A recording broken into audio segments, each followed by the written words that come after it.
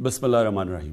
मेरे पाकिस्तानियों, पिछले 10 साल में पाकिस्तान का कर्जा 6,000 अरब से 30,000 अरब रुपए पे पहुंचा। इसका अवाम को क्या नुकसान हुआ कि जो हम सालाना टैक्स इकट्ठा करते हैं जो है तकरीबन 4,000 अरब रुपया, उसमें से आधा टैक्स तकरीबन 2,000 अरब रुपया सिर्फ इनके लिए हुए कर्जों की किस्तें अदा करने पे जाता है। जो बाकी पैसा बच जाता है उस पर यह मुल्क नहीं अपने खर्चे पूरे कर सकता। पाकिस्तानी वो कौम है जो बदकिस्मती से दुनिया में सबसे कम टैक्स देते हैं, लेकिन उन चंद मुल्कों में से हैं जो सबसे ज़्यादा खैरात देते हैं।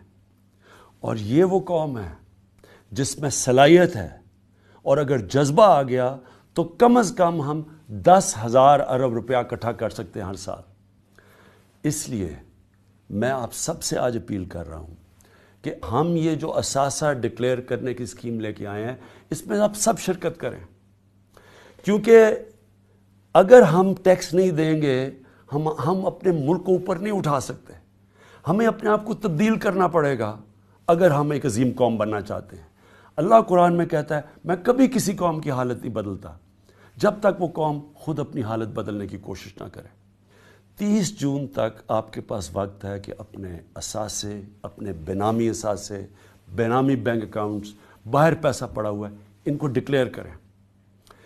30 जून के पास आपको ये मौका नहीं मिलेगा। और ये याद रखें, ये आज जो हमारी गवर्नमेंट है इसके पास वो इन्फॉर्मेशन है कभी पहले किसी गवर्नमेंट के पास नहीं थी। हमारे पास मुआहदे हुए हैं, बाहर से हमें प्रॉपर्टीज़ पाकिस्तानियों की, बैंक अकाउंट्स की उनकी इन्फॉर्मेशन आ रही है। हमारी एजेंसीज़ को पास इन्फॉर्मेशन है किसके पास बेनामी अकाउंट पड़े हैं, बेनामी प्रॉपर्टीज़ पड़ी है, ये कभी पहले हमारे पास नहीं थी। इसलिए इस स्कीम का फ़ायदा उठाएं, पाकिस्तान को फ़ायदा दें, अपने बच्चों का मुस्तकबिल ठीक करें, मौका दें कि हम इस मुल्क को अपने पैर पर खड़ा करें और लोगों को गुर्बत से निकालें।